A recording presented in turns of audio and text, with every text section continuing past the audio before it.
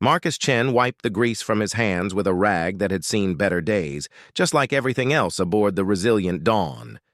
The ship's name was painted in faded letters along her hull, though most people at Kepler Station just called her the Garbage Scow, or worse. Marcus had heard all the jokes. His ship was old, patched, and held together by what seemed like hope and determination rather than proper engineering. The Resilient Dawn had started life as a cargo hauler 40 years ago. Since then, she had been modified, rebuilt, and jury-rigged so many times that her original blueprints would be useless. Marcus had bought her 5 years ago when no one else would touch her, using every credit he had saved from his time in the Colonial Defense Force. The previous owner had warned him she was more trouble than she was worth. Marcus had proven him wrong, though few people bothered to notice. Chen. The voice belonged to Port Authority Chief Valdez, a man whose belly had grown as large as his ego over the years. Your rust bucket is blocking Bay 12. Move it before I have it towed. Marcus looked up from the engine compartment where he had been replacing a worn coupling. I paid for this berth through next week, Chief. Ship's not going anywhere until the cargo manifest is sorted. Valdez snorted. What cargo? Who in their right mind would trust valuable goods to that flying junkyard? Other spacers in the nearby bays chuckled. Marcus had heard it all before. The Resilient Dawn looked like scrap metal held together with hope, her hull scarred from asteroid impacts and plasma scoring. Her mismatched armor plating told the story of repairs made in dozens of different ports with whatever materials were available. To most people, she was an embarrassment to the profession of space hauling. Marcus knew better. Beneath her ugly exterior, the Dawn was something special. Her engines had been rebuilt with components from 3 different manufacturers, creating a hybrid power plant that could outrun ships twice her size. Her hull plating might look like patchwork, but each piece had been carefully selected and positioned for maximum protection. Her sensor array was cobbled together from military surplus and civilian components, giving her detection capabilities that would make a scout ship jealous. But nobody looked that closely. They saw the scars and the patches and made their judgments. Heads up. Everyone, called out Riggs, a hauler captain who thought his shiny new ship made him better than everyone else. Word is the Colonial Authority is looking for someone to run supplies to Proxima Outpost. Dangerous run through pirate space. Whoever takes it better have a real ship, not some flying salvage yard. Marcus kept working on his coupling, but his ears perked up. Proxima Outpost was a mining operation on the edge of human space, and it was indeed dangerous territory. The pay would be excellent, but few captains wanted to risk their ships in areas where pirates and raiders operated freely. I heard they're offering 200,000 credits, another spacer added, but only to ships that can prove they're combat capable. No insurance company would cover that run on anything less than military grade. Marcus tightened the coupling and closed the engine compartment. 200,000 credits would solve a lot of problems. More importantly, it would prove to everyone that the Resilient Dawn was more than just a collection of spare parts. He was considering how to approach the Colonial Authority office when she appeared. The woman walked through the docking bay like she owned it, moving with a confidence that made hardened spacers step aside without thinking about it. She was tall and athletic, with short dark hair and eyes that seemed to take in everything at once. Her clothing was simple but well-made, and she carried herself like someone used to being in command. What caught Marcus's attention was the way she looked at his ship. While everyone else saw rust and patches, her expression was one of recognition, almost reverence. She walked slowly around the Resilient Dawn, examining details that most people never noticed. "Excuse me," she said, approaching Marcus. Her voice was calm, but carried an authority that made him pay attention. "Are you the captain of this vessel?" "Marcus Chen," he replied, offering his hand. "And yes, she's mine. Though most people here would say I'm the only one crazy enough to claim her." The woman smiled, and Marcus noticed it was the first genuine smile anyone had given him in months. My name is Sarah Wells. I've been looking for you for a very long time. Marcus frowned. Looking for me? I don't think we've met before. I'd remember. We haven't met, Sarah agreed. But I know who you are, Marcus Chen. Former Colonial Defense Force, decorated veteran of the Titan incident, pilot extraordinaire who could make a cargo hauler dance like a fighter if he needed to. And I know what this ship really is.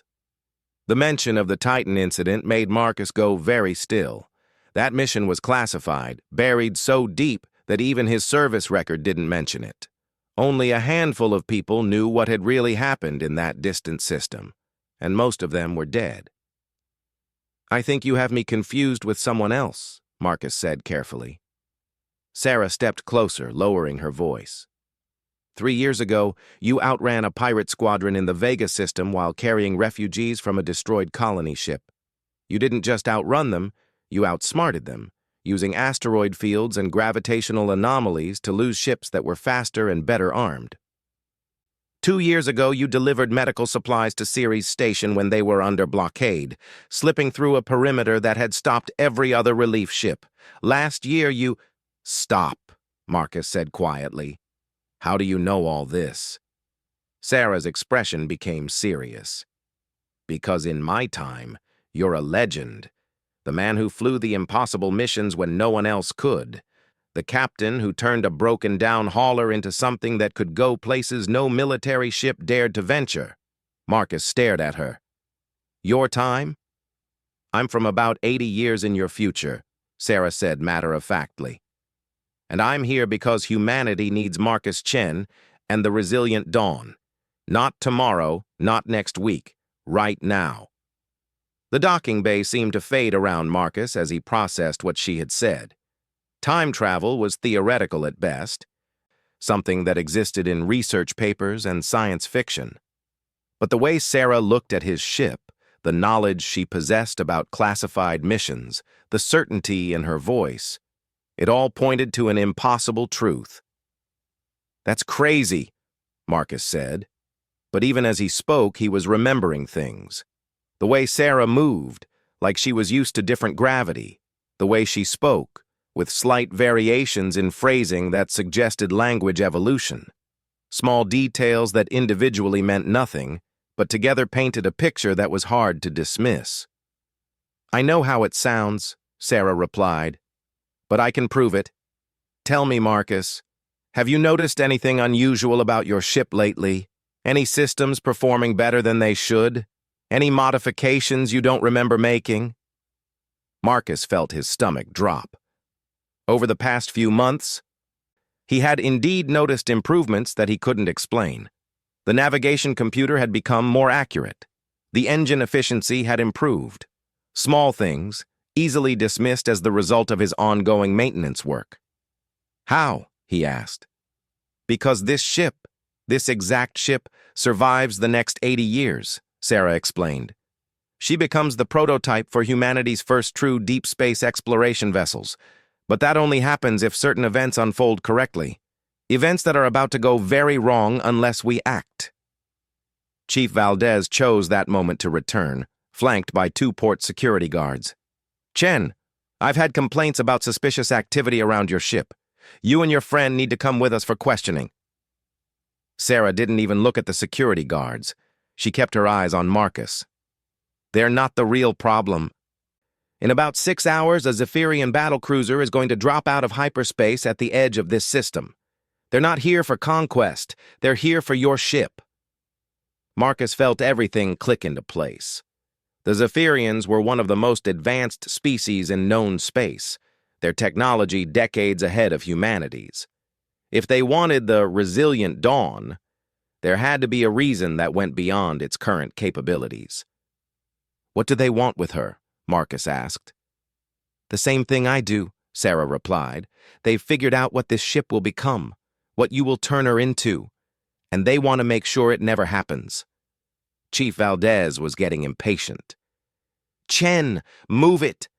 Sarah finally looked at the Port Authority chief, and something in her expression made him take a step back. Chief Valdez, I strongly suggest you get on the emergency communications channel and contact Colonial Defense Command. Tell them to prepare for imminent alien contact. Non-hostile intentions, but heavily armed. Valdez laughed. Lady, you're as crazy as Chen here. Guards, arrest them both. As the security guards moved forward, Sarah reached into her jacket and pulled out a small device that hummed with energy Marcus had never seen before. She pointed it at a nearby crate, and it simply ceased to exist. No explosion, no disintegration. One moment it was there, the next it wasn't. The docking bay fell silent.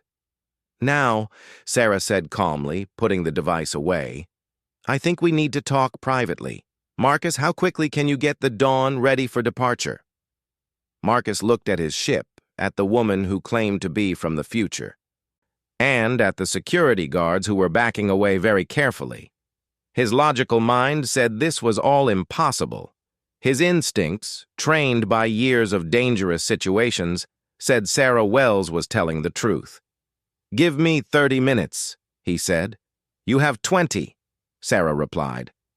The Zephyrians are punctual.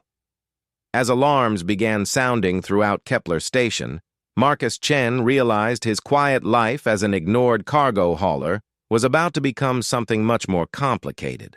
The woman from the future was right about one thing. Humanity was about to need the resilient Dawn, even if no one else believed it yet.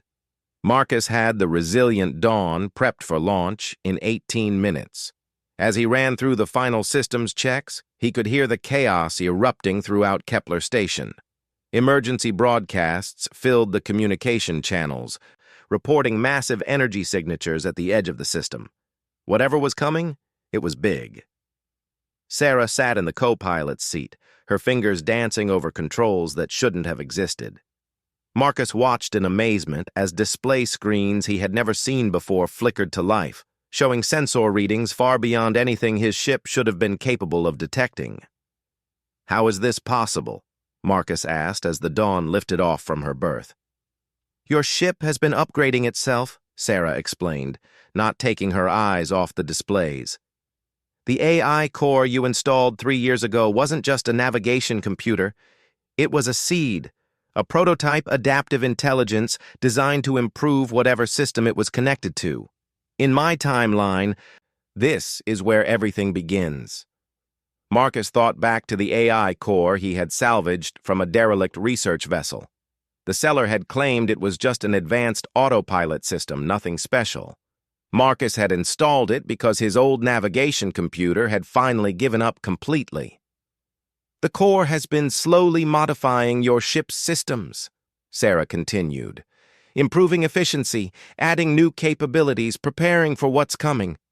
But it needed a pilot who could think outside conventional parameters. Most captains would have noticed the changes and had the core removed. You adapted to them.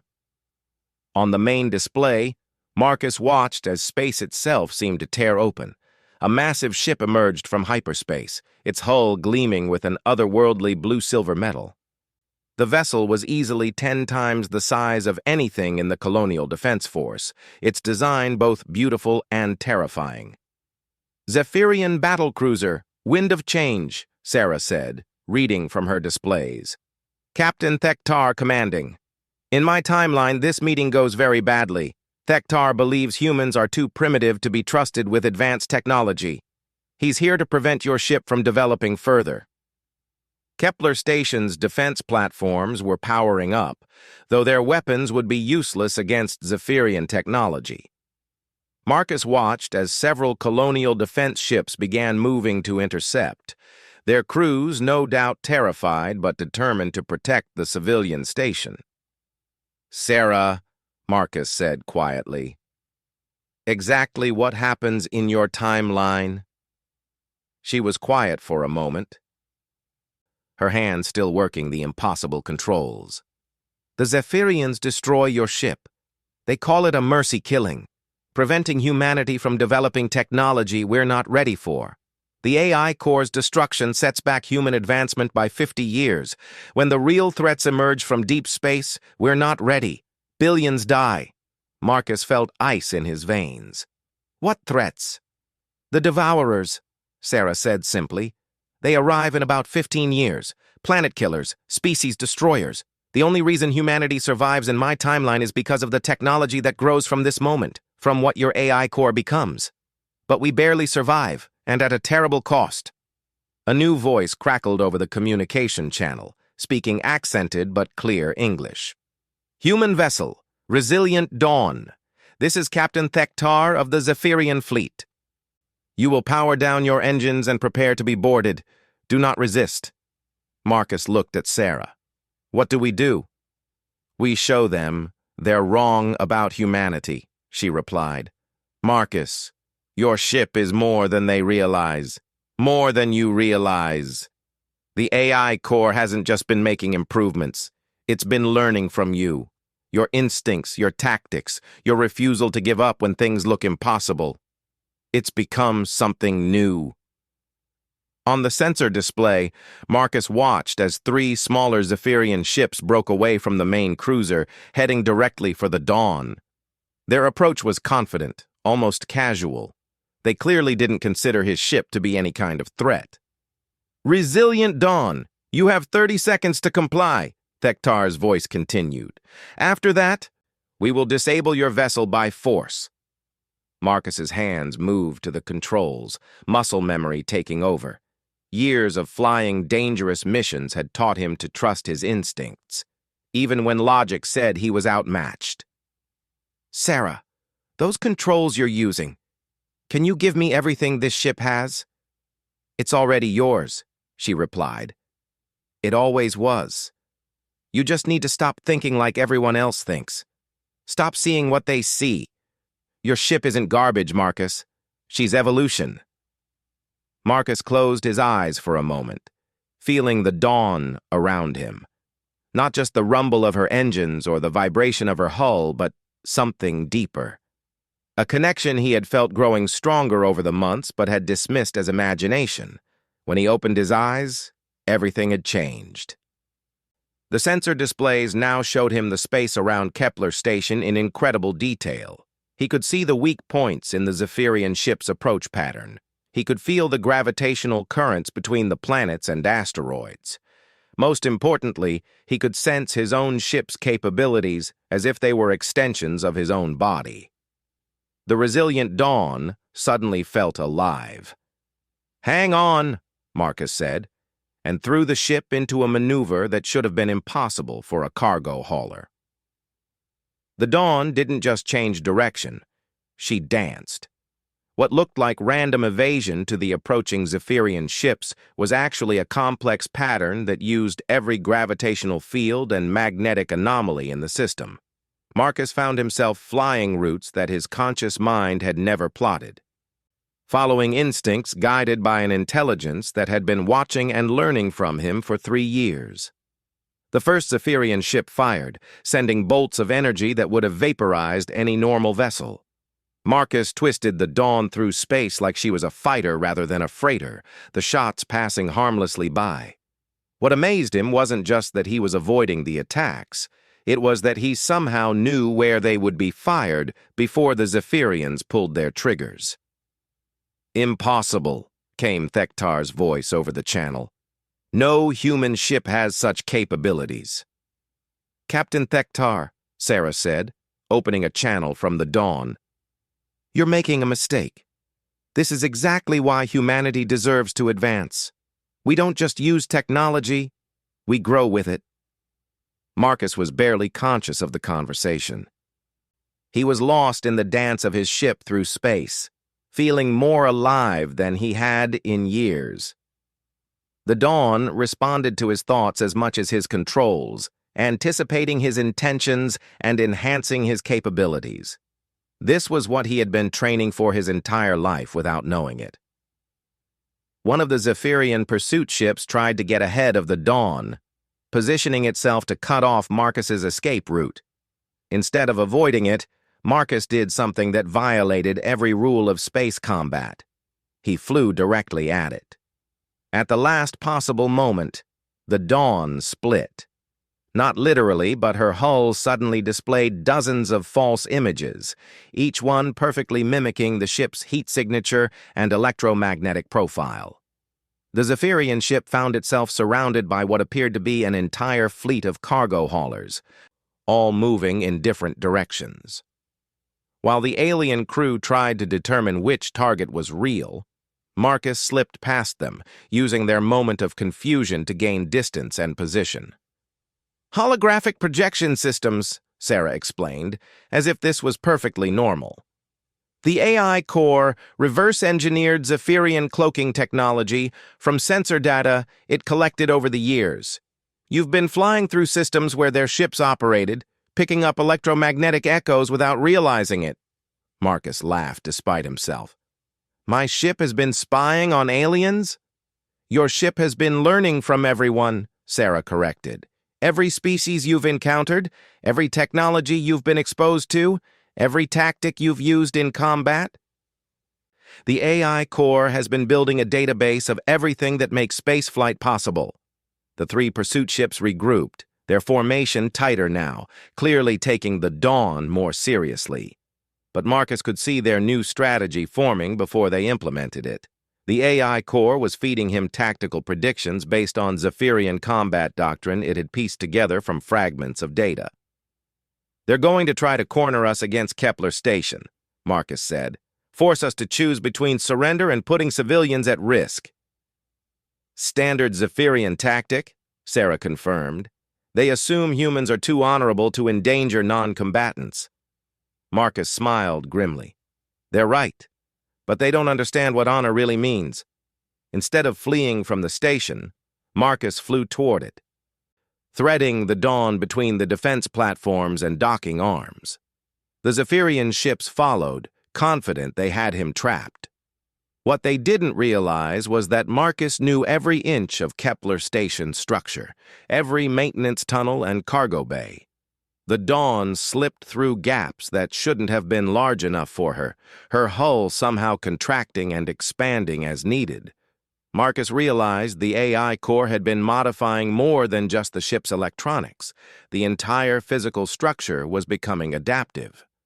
As the Zephyrian ships tried to follow, they found themselves caught in a maze of station infrastructure, their larger hulls unable to navigate the tight spaces. Marcus led them on a chase through maintenance areas and construction zones, always staying one step ahead. "Captain Thektar," Marcus said, opening a channel to the Zephyrian cruiser. "Your ships are impressive, but they're designed for open space combat. Mine was built for the impossible jobs nobody else wanted." "Surrender now, human," Thektar replied. "You have proven your ship has capabilities beyond what we expected, but you cannot escape forever." "I'm not trying to escape," Marcus said. "I'm trying to prove a point." The dawn suddenly burst from the station's superstructure, emerging in a shower of sparks and debris. But instead of fleeing to open space, Marcus turned the ship back toward the Zephyrian cruiser itself. "Marcus, what are you doing?" Sarah asked. "Something impossible," Marcus replied, "just like every other day." As the resilient dawn streaked toward the massive alien warship, alarms began sounding throughout the Zephyrian fleet. For the first time since their arrival, Captain Thektar's voice carried a note of uncertainty. "Human vessel, alter your course immediately. You are on a collision trajectory." Marcus didn't respond. He was watching the tactical display, waiting for the exact right moment. The AI core was feeding him calculations that his mind could never have processed alone, showing him possibilities that existed in the razor-thin margins between success and destruction. As the dawn approached the cruiser's hull, Marcus made one final adjustment to their trajectory. The ship skimmed along the massive vessel's surface, close enough that their shields actually touched, energy crackling between the two hulls. But Marcus wasn't trying to ram the cruiser. He was demonstrating something far more important. For 30 seconds, The resilient Dawn matched the Zephyrian ship's exact speed and trajectory, flying in perfect formation with a vessel that outmassed her by orders of magnitude. To do it, the Dawn had to compensate for gravitational effects, magnetic fields, and engine thrust patterns that should have torn her apart. It was a display of precision flying that would have been impossible for any known technology. When Marcus finally peeled away from the cruiser, the communication channels were silent. Even the pursuit ships had stopped their approach, hanging motionless in space. "Captain Thektar," Sarah said into the silence. "Perhaps now you understand. This isn't about human technology being too primitive. It's about human potential being underestimated." After a long pause, the Zephyrian captain's voice returned. But his tone had completely changed. "Request permission to meet in person. It appears we have much to discuss." The meeting took place aboard Kepler Station in Conference Room 7, the same room where cargo disputes were usually settled. Marcus had never expected to host alien dignitaries there, but then again, nothing about this day had gone according to normal expectations. Captain Thektar was tall and elegant, with pale blue skin and silver eyes that seemed to hold ancient wisdom. His uniform was made of materials that shifted color in the light, and when he moved, there was a grace that spoke of perfect physical conditioning. Two other Zephyrians flanked him, their expressions unreadable but alert. "Captain Chen," Thektar began, his voice carrying harmonics that human ears weren't quite designed to hear. "I must apologize for our aggressive approach. We came here believing we understood the situation. Clearly, we were mistaken." Marcus sat across from him, still wearing his work clothes, still looking like exactly what everyone thought he was, a down-on-his-luck cargo hauler. Sarah sat beside him, and Marcus noticed that she seemed more relaxed now, as if events were finally proceeding according to plan. "You thought humans weren't ready for advanced technology," Marcus said. "You wanted to destroy my ship to prevent us from developing something dangerous." "Yes," Thektar admitted. "In our experience, species that advance too quickly often destroy themselves or become threats to others. Your ship represents a leap in development that concerned us." One of the other Zephyrians leaned forward. "We have seen what happens when artificial intelligence merges with biological intuition without proper oversight. The results are catastrophic." Sarah spoke for the first time since the meeting began. "Tell them about the Devourers." Thektar's expression darkened. "You know of them?" "I'm from their future," Sarah said simply. "In my timeline, they arrive in 15 years. Humanity survives, but barely. The only reason we manage it is because of technology that grows from this moment, from this ship." "Impossible," the second Zephyrian said. "The Devourers consume the Takari Empire, the Helix Confederation, 36 advanced civilizations. No primitive species could stand against them." Marcus had been listening quietly, but now he leaned forward. "What exactly are these Devourers?" Thektar seemed to age before their eyes. "They are what happens when a machine intelligence decides that organic life is inefficient. They convert entire solar systems into computational matrices, processing power for minds that span galaxies. Every living thing becomes fuel for their calculations. They've been working their way through this part of the galaxy for 3,000 years, the second Zephyrian added. Always moving, always consuming. Our projections show they will reach human space within 2 decades. Sarah nodded grimly. "That's why I'm here. In my timeline, humanity develops the technology to fight them, but the cost is enormous.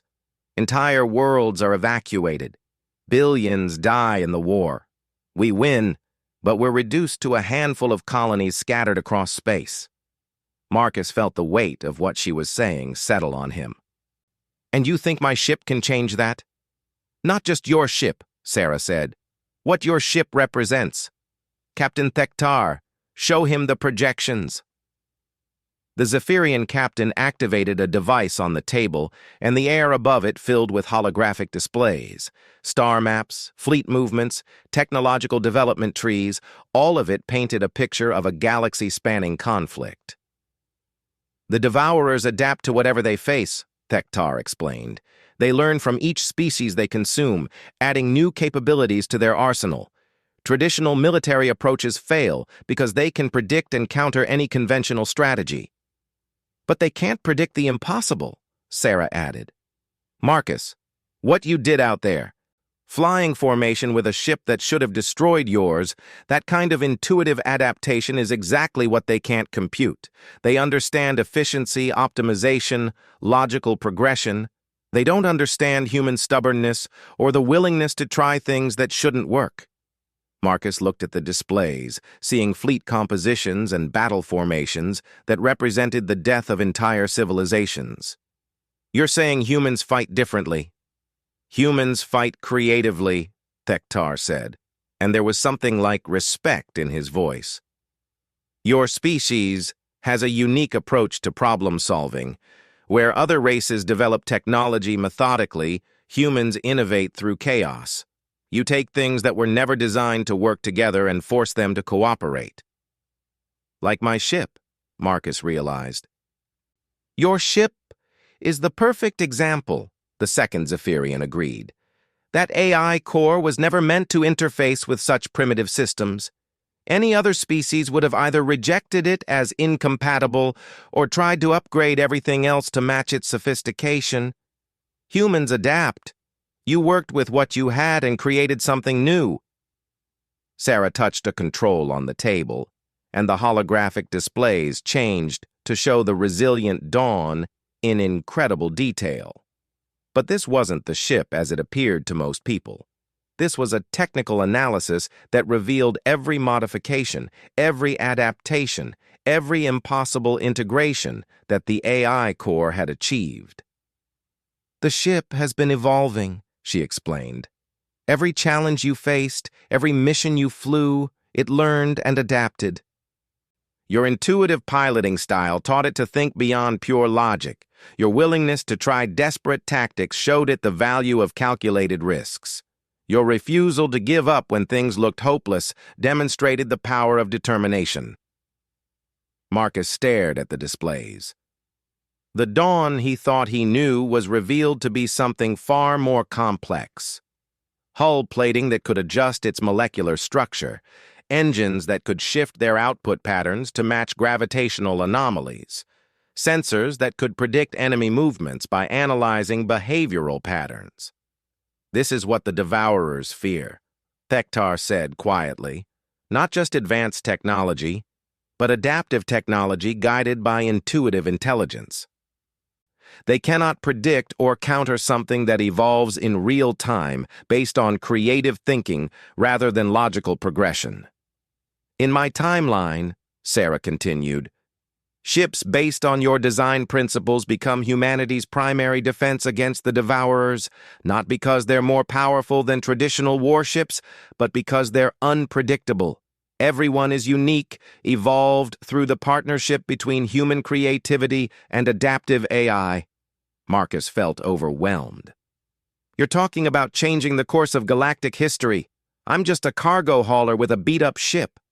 No, Thektar said firmly. You are proof that intelligence is not about having the best tools.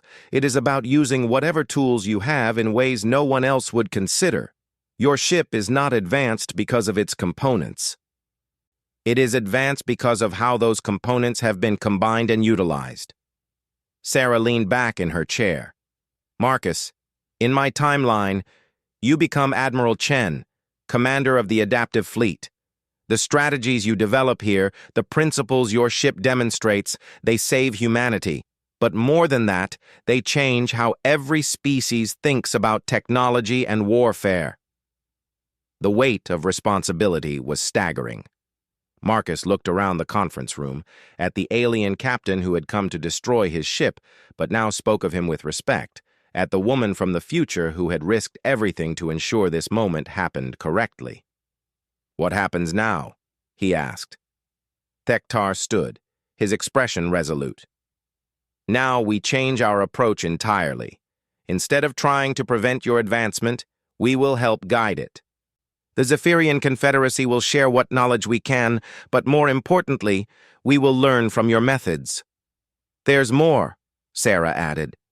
Captain Thektar, show him the real reason you're here. The Zephyrian captain hesitated, then activated another display. This one showed deep space sensor readings, massive energy signatures moving between distant stars. We detected the first Devourer scout probes 6 months ago, he admitted. They're not coming in 15 years. They're coming now. Our estimates suggest the main force will arrive within 18 months. Marcus felt his blood turn to ice. You're saying we have a year and a half to prepare for a threat that has destroyed dozens of advanced civilizations? Yes, Thektar said simply. And you're saying that a human cargo hauler with a modified ship can help us do it? Sarah smiled, the first truly relaxed expression Marcus had seen from her. Not just help. Lead. Marcus, this is where your legend begins. Not in some glorious future, but right here, right now, with everyone thinking your ship is garbage and you're crazy enough to believe it's special. Marcus stood up slowly, looking out the conference room's viewport at the resilient Dawn floating in her berth. She still looked like a collection of spare parts held together by determination. But now he could see what Sarah and Thektar saw.